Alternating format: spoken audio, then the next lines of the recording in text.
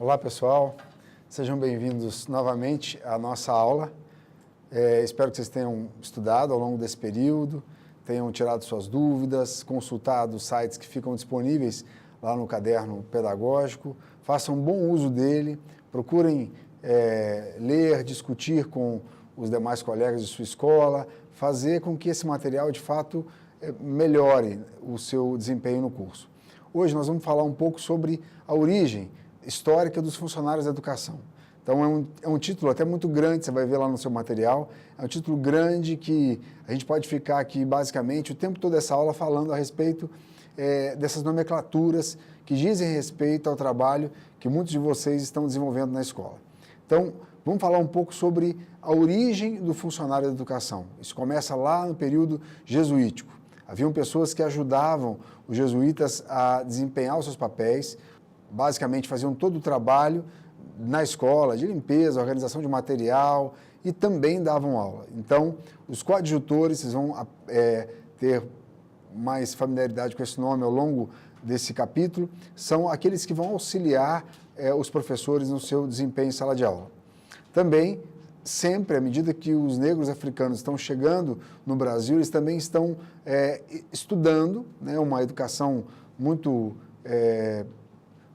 comprometida, porque é dentro da senzala, é preso por correntes, mas alguns deles conseguiam trabalhar nas escolas como serviçais, também eram funcionários da educação. E, num outro momento da história brasileira, quando a escola começa a ser multiplicada, a construção de escolas, surge um lugar para se trabalhar. E um grupo de pessoas que vão ser escolhidas pela classe dirigente e vão desempenhar um papel muito dependente, com muito pouca autonomia, e esses subempregados, né, que muitas vezes era por prestação de favor ou nomeado por uma família importante, vão também constituir esse grupo de funcionários da educação. E a proposta da aula qual é? Se ao longo da história todos esses tipos de funcionários vão construir uma identidade de funcionário da educação, e isso vai passando ao longo do tempo, essa forma de se organizar, essa forma de se projetar dentro da escola ou fora dela, de tentar provar uma certa capacidade, competência, isso às vezes compromete principalmente as relações. Então, a proposta dessa aula é que a gente tenha essa percepção. É um momento bacana de pensar em reconstruir a identidade do funcionário da educação, de ter outros referenciais que nós precisamos buscar dentro da escola ou fora dela, que vão nos ajudar a entender que novo papel é esse, que nova identificação é essa, que seria interessante os funcionários da educação estarem atentos. Então, a proposta da aula é que a gente tenha esse olhar sobre o papel desempenhado dentro da escola por vocês hoje, por nós, e como que a gente pode melhorar ou ter uma outra possibilidade de melhorar o trabalho e a identificação do funcionário dentro da escola. Vamos começar então. Bom, vamos lembrar rapidinho, né? Já foi visto em outras aulas, como que inicia o processo de educação no Brasil. Então nós vimos que a escola não era um direito, a escola ela era uma obrigatoriedade, né, por parte da coroa portuguesa, dos jesuítas, para que tivesse uma mão de obra pronta para o trabalho. E que também fosse possível conversar com essa população nativa. Então, o modelo de escola no início da colonização brasileira é um pouco equivocado. A possibilidade de estudar era para poucos. E essa foi a história da educação brasileira, basicamente até o período da industrialização. Então, o início da nossa industrialização, nos anos 30, na era Vargas, nós tivemos uma escola voltada para muito pouca gente. Então, esse início de educação escolar, evidentemente que não carecia de tantos funcionários, e muito menos esses funcionários muito habilitados. Nós vemos um outro momento hoje da história da educação brasileira. Hoje nós temos um acesso à informação, temos alunos, funcionários, professores, estudando o tempo todo, com possibilidade de fazer um curso à distância como esse, por exemplo.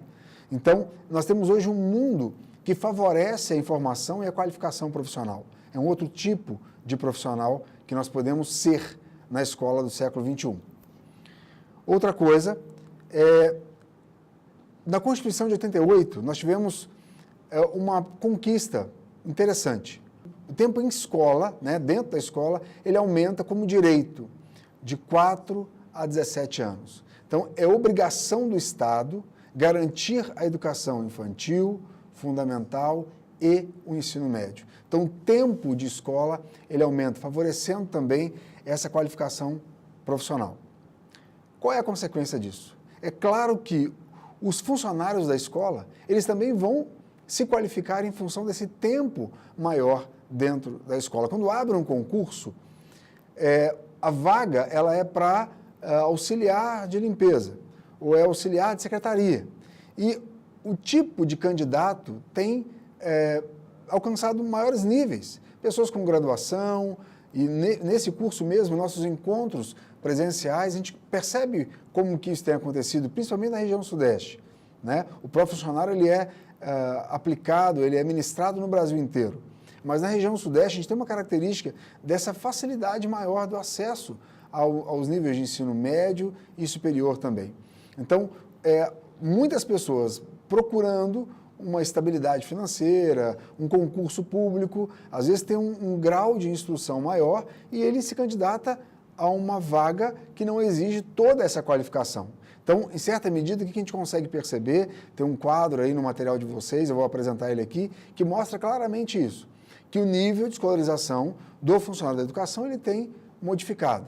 E nós estamos nesse curso justamente buscando isso, buscando uma qualificação profissional de nível médio e de curso técnico. Algumas garantias que a Constituição Federal, ela, então, dá para nós brasileiros que favorece essa qualificação. Primeiro, igualdade de condições. Então, a escola brasileira, essa trajetória da escola brasileira, ela foi uma trajetória de exclusão. A gente já falou sobre isso em outros momentos. E o que a lei ela garante? O direito ao acesso, a permanência na escola. Então, por exemplo, né, a gente tem a recuperação paralela. Pode, né, isso é muito questionável, mas é uma oportunidade que se dá a um aluno que tem um problema familiar, que teve um momento de imaturidade durante aquele período letivo, ou mesmo uma dificuldade do professor, né, um problema pessoal que vai atrapalhar nesse processo. Então, a recuperação paralela, ela favorece a permanência desse aluno na escola. Os programas governamentais que também estimulam as famílias com dinheiro, com alguma verba, que vai fazer com que aquela criança, ao invés dela ficar vendendo bala no semáforo, que ela tenha condições de estudar. Então, a igualdade de condições ela é primordial para aumentar esse tempo na escola. Outra coisa, a escola é um espaço de liberdade. Então, nós vemos um momento da democracia em que a escola é o lugar para se criar, o professor tem liberdade para criar, o funcionário habilitado naquela área de atuação, ele pode também criar, ele pode estar fazendo junto com um professor de biologia ou de ciências, um projeto, né, que possa interligar os funcionários, a equipe técnica da escola, com os professores e os estudantes. Então, a escola brasileira hoje, com todas as suas dificuldades, é um lugar onde é possível aprender, ensinar, pesquisar, divulgar aquilo que se faz, uma feira cultural, num evento junto com a prefeitura municipal, com uma escola de arte, que não é, né, propriamente dito uma escola convencional. Então, a escola brasileira é um lugar hoje onde é possível criar, um lugar de liberdade. Outra facilidade, né, que nós encontramos e garantia, né, um direito da Constituição Federal é a gratuidade do ensino. Sabemos que também isso é muito questionável. Gratuidade, mas com escolas muito cheias, com a dificuldade de translado para a escola, em função de meio de transporte, a gente sabe dessas dificuldades todas. Mas a gratuidade do ensino, a escola ela tem que comportar o aluno, né, na educação básica. Outra garantia, a valorização do profissional da educação escolar. Sabemos também que isso é um processo, que depende de uma série de conquistas. Uma dessas conquistas, que vai ajudar nessa conquista, é justamente a qualificação. Então, estar aqui com esse tempo diante do computador, lendo o seu material, procurando uma formação continuada, isso vai também garantir uma valorização da nossa profissão. Então, a valorização profissional, ela passa pelo caminho dessa especialização, desse estudo constante, né, que o funcionário também precisa se dedicar a ele. E uma outra conquista da Constituição é a gestão democrática. Então, o diretor de escola pública ele tem que ser eleito. Ele não é um indivíduo que trabalha sozinho, ele não está constituído de todos os poderes concentrados nele. Ele tem que trabalhar com a família, com a comunidade, com os professores, com os funcionários, porque dessa forma, de fato, é melhor. Então, a gente vai chamar isso de gestão democrática no ensino público, que é outra conquista importante. Outra garantia é o piso salarial. Então, assim, tem um limite de valor que pode ser investido, que deve ser investido na educação. No mínimo, 25% da arrecadação do município, por exemplo. E o piso salarial nacional, né, dos funcionários da educação, dos professores, isso também garante uma qualidade de vida, possibilidade de estudo, possibilidade de lazer, de adquirir um bem, um livro, uma viagem. Isso, de fato, também melhora a condição do funcionário. Ok? O que isso implica? Tudo isso que nós falamos agora, o que isso implica? Primeiro, uma melhor formação profissional. Se temos uma escola, uma educação à distância, temos uma escola mais perto, mais próxima, um lugar onde a gente tem prazer de ir, porque é um lugar onde eu posso criar, desenvolver alguns projetos, isso também melhora de forma geral o ensino. Melhora a convivência entre professores e funcionários, entre funcionários e alunos, entre professores e alunos, entre diretores e a comunidade escolar como um todo. Então, melhor formação profissional pelo acesso à escola. Outra coisa, melhor formação dos alunos. Se o aluno já conta com uma biblioteca bem equipada, com especialistas da educação, orientador educacional, supervisor escolar, inspetor, que tem uma formação qualificada, isso melhora certamente a formação do aluno. E se ele tem também profissionais na área da infraestrutura da escola, de multimeio didático, na secretaria, né, os próprios pedagogos da escola, que têm uma melhor formação, evidentemente que esse aluno vai sair melhor formado. Melhor relação entre os docentes e os funcionários, né, certamente isso favorece muito a melhoria das condições dentro da escola e a profissionalização dos funcionários. Eu queria diferenciar com vocês duas coisas. O que é uma profissionalização? É quando a pessoa ela está vinculada a um curso, com um currículo específico para aquele curso, que ela tem um estágio, uma orientação técnica de um profissional ali dentro, algo estruturado, registrado junto aos órgãos governamentais. E a ocupação profissional, ela não precisa exatamente dessa qualificação. Eu posso me ocupar de uma profissão, posso saber cozinhar muito bem, abrir uma lanchonete e ter uma ocupação, mas eu não sou nutricionista, eu não sou um técnico de alimentação escolar. Então, aonde eu estou querendo chegar com essa reflexão com vocês? Que, na verdade, o curso que vocês estão fazendo, o pró-funcionário, a intenção dele é possibilitar essa qualificação profissional vinculado a um curso, a uma escola, a uma matriz curricular, e isso vai profissionalizar os funcionários da escola. Então, quem lida com a merenda pode vir a se matricular nesse curso, num técnico em alimentação escolar. O secretário da escola, que fez um concurso apenas com questões fechadas, de matemática, português, que não exigia, naquele momento do concurso, disciplinas que fossem necessárias para o exercício da profissão dele. Nós sabemos que isso está lá na origem, no concurso para limpeza da escola, o que normalmente se pede em questões fechadas é isso, é que a pessoa ela tem condições de fazer um cálculo matemático, que ela consiga decifrar ali algumas regras da língua portuguesa, de gramática, e necessariamente no dia a dia isso não é o mais importante. Seria necessário, de fato, que se exigisse algumas questões que são voltadas para a profissão, para o exercício da profissão daquela pessoa.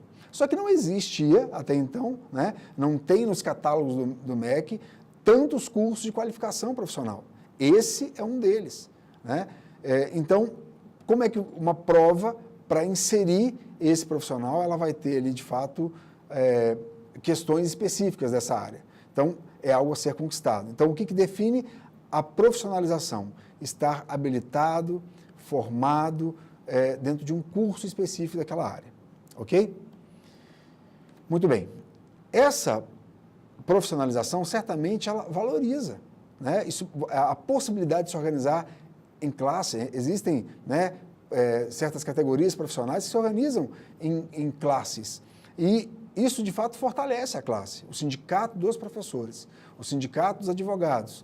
Esse grupo, ele é mais forte do que uma ação, né, feita por um indivíduo sozinho. Então, a qualificação profissional, ela valoriza a sua profissão. Eu sou técnico em alimentação escolar e nós estamos vinculados a um sindicato tal, exigindo alguns direitos que são necessários para essa classe. Então, tem algumas coisas no meu trabalho que precisam ser valorizadas e, como eu tenho mais conhecimento sobre esse assunto, como eu sou alguém formado, eu tenho uma profissão que está dentro de um currículo, isso favorece a briga dentro dessa classe. Então, certa medida, a profissionalização, ela implica na valorização profissional e também na organização da classe. Ok? Bom, pessoal, finalizando esse módulo, o que eu quero que vocês assim reflitam, né, agora até vocês assistirem o próximo módulo, se de fato estar matriculado nesse curso, buscando essa qualificação, se de fato isso vai trazer para vocês a possibilidade de uma melhor organização e de valorização profissional. É isso que se busca num curso de qualificação, é que de fato a gente possa conhecer mais da área a qual eu estou destinando o meu trabalho. O meu trabalho certamente ele é melhor, as minhas exigências são mais pontuais e isso favorece o trabalho do funcionário na escola. Então, pense nisso, nessa relação entre formação profissional, valorização profissional e a organização da classe dos funcionários a qual você faz parte. A gente volta na próxima aula com a continuação da trajetória da história dos funcionários no Brasil, ok? Até a próxima.